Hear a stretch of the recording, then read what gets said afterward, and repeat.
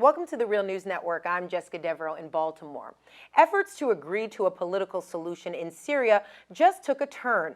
After the Paris attacks, there was much hope that Russia and the West would get over the issue of Assad being a part of the peace negotiations and focus on defeating ISIS.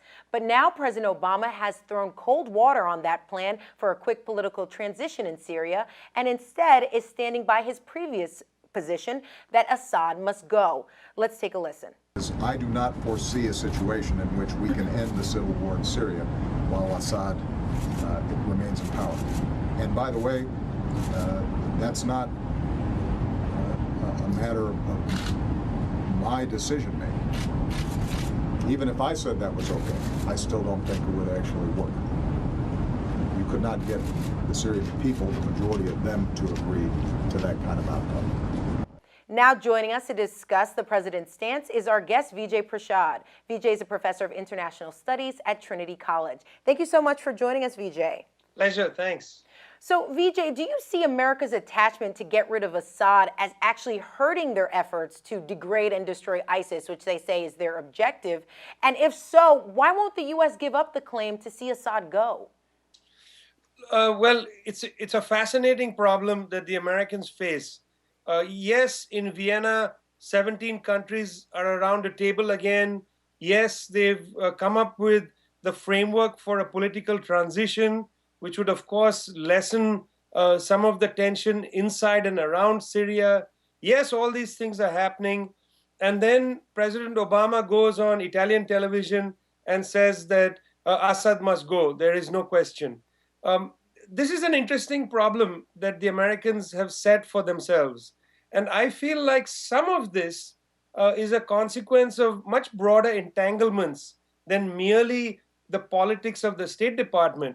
I mean, in some ways, the United States government is channeling the kind of message coming out of Saudi Arabia, the message coming out of Turkey. These are the two close allies of the United States in this struggle. And neither Turkey nor Saudi Arabia have budged from their position that Assad must go. So it's actually no surprise that caught up in these entanglements, that the United States would hold fast to this Assad must go scenario, which goes against what has been taking place at Vienna with the diplomatic meetings and what has been happening on the ground. In other words, the fact that the Russian entry into Syria has made regime change or Assad must go almost impossible. Yes, but Vijay, Americans are going to say that they're sort of taking this stance because of Turkey or Saudi Arabia. What the president is saying is that it's more of a moral position, that Assad has committed brutal atrocities against his own people.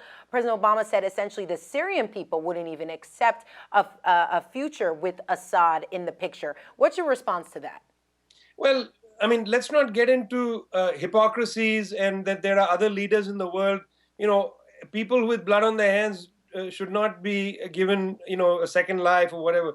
So that issue, to me, is an issue of rhetoric.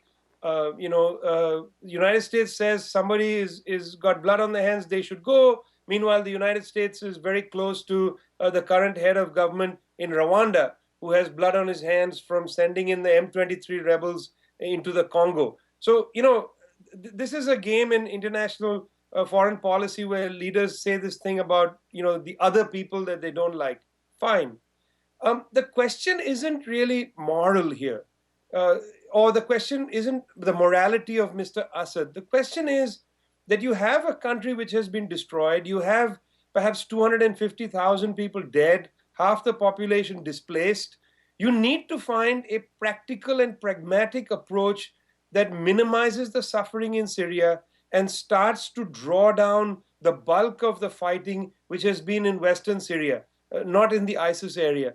If your goal is not to ride a white horse into Damascus, but to slow down the pace of death, I think this position of Assad must go has hindered the diplomatic conversation. I think, on the other hand, a slightly less, a dramatic position, which is what I think the Russians have proposed, which is the question of a transition. You see, what I think the Iranians and Russians have been saying for the last few years is that the Assad must go position should not be the starting point of negotiation. It might indeed end up being the final assessment that Assad will go.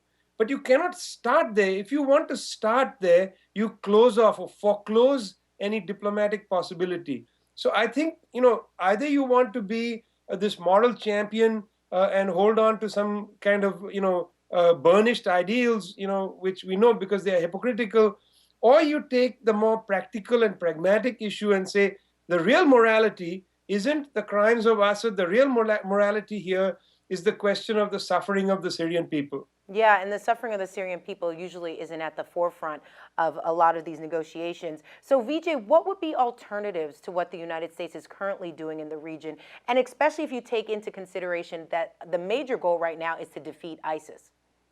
Well, look, there are many ways to go. I mean, there's a short term possibility that has opened up as a result of the Russian entry into Syria. What the Russians have done is they've suddenly put pressure on Saudi Arabia, Qatar, and Turkey, saying, we are now inside Syria. Any attempt at hitting us is going to have repercussions for you. So rather than, in a sense, say, okay, let's assume that your presence there has made regime change impossible, what's the next diplomatic step? Rather than do that, of course, the United States has strengthened or given false hope to the Qataris, Turks, and the Saudis. So I would say the first thing is to remove that false hope, come back to the table, produce some kind of regional dialogue, for the proxy armies to begin to draw down their sense that they can win. What has continued this war, in fact, since July of 2011, is the assumption among some of the rebels and the proxy armies that eventually the American bombers are going to come in and Libya style, they're going to knock out, the Assad army. So this false hope, I think, has dragged this war on. I think that needs to be withdrawn. Without the withdrawal of that false hope, there will be no regional settlement. There will be no political solution because there is no way really to confront groups like ISIS unless the chaos in the rest of Syria is brought down a few notches. All right, Vijay Prashad, always a pleasure having you on our program. Thank you so much for being with us. Thanks a lot. And thank you for joining us on the Real News Network.